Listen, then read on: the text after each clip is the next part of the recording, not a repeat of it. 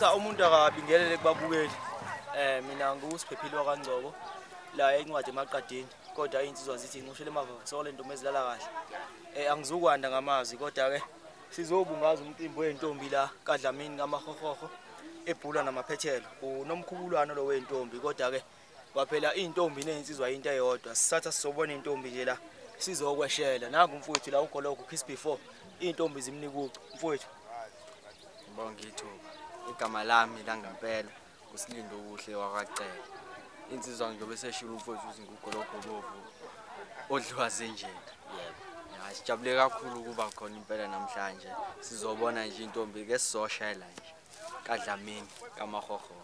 Manje bayiphethe induku zizophinda zidlala noma ayinkundla ayivoni. Cha nje futhi asizili ukuzodlala sizobukisa nje ngobuhle. Bemvunulo yakwaZulu. Njengoba ngithi sisakumandulo okuyinyanga yamasiko. Ngawe nathi sizokwenza ubuhle nje la sizobukisa ngemvunulo, sizobukisa ngezihlangu esiziphethe njengoba sinjena nje mfowethu. Cha sizobukisa nje kuphela akukho kuthene sizokwenza. Nangoko omunye umuntu osebuke ividiyo yenu uyafisa ukuthi nizobukisa ngayo emcimbini wakho niyakwazi ukuthi baniqashe noma kanjani. Webhuti ukutshela iqiniso nje asiqashwa. Uye ukhipha isimemo kahle hle izimemo ziye ziphume nje ukuqala unyaka njengalesi namhlanje ziye ziphume ukuqala unyaka ukuthi ngiyange ukuthi kunomkhubulwane wakaMafunze unomkhubulwane wase mhlambe wakaGezibuso mhlambe unomkhubulwane wala kaMahohoho ebhulwa.